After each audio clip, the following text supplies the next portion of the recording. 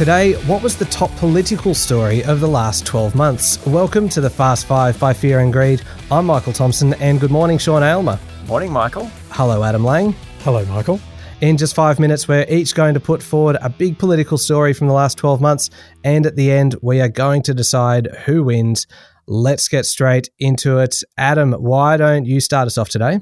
Okay, it's the Aged Care Royal Commission is my nomination. The reason?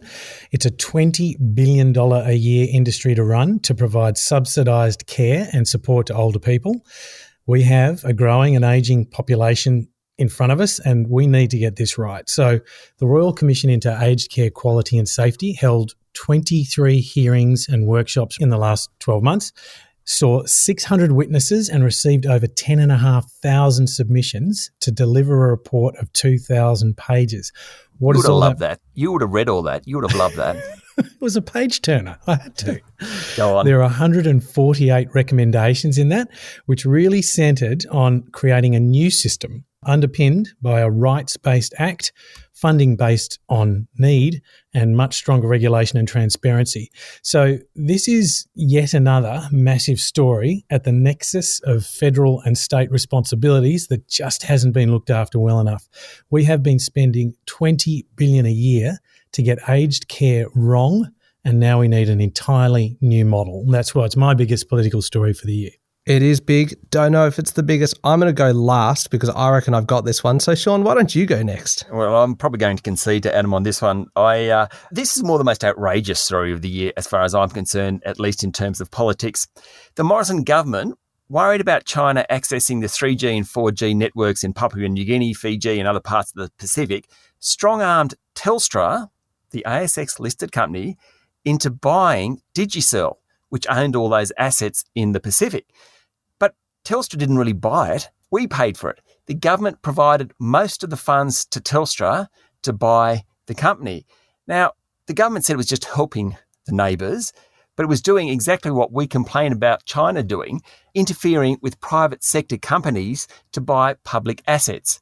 I just think that was outrageous. Okay, Adam, yours might be a bigger story, but I'm more outraged at mine. What about you, Michael? What's yours? Well, I reckon, Sean, though, yours is a pretty good deal for Telstra shareholders, and there are plenty of Telstra shareholders in Australia. 1.1 million of them, so there are 1.1 million of the 25 million people happy about that. That's right. So there's 1.1 million people who do not agree with you on this particular story.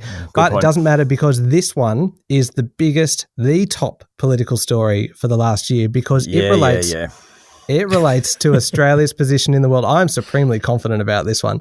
So despite international borders being closed, Scott Morrison has still managed to make a fairly hefty impact on the world stage.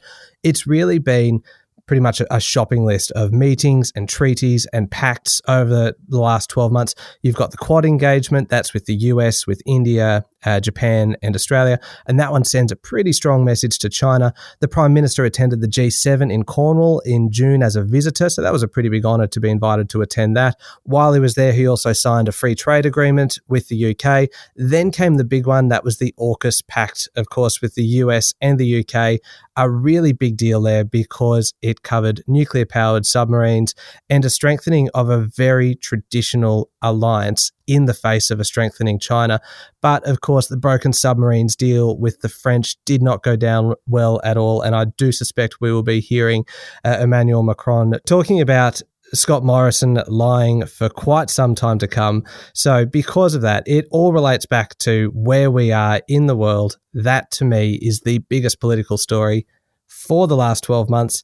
What do you reckon, Sean? Well, yes. One thing I will add to your story, it's not just the French that's going to hear about that. It's actually going to be the Labor Party repeating that comment from President Macron saying he knows Scott Morrison lied. So, Michael, I think you're going to take the prize here. Aged care, very, very important issue, and perhaps didn't get as much attention as it should have because of COVID. I've lost out. Digicel, I'm outraged, but not the top story.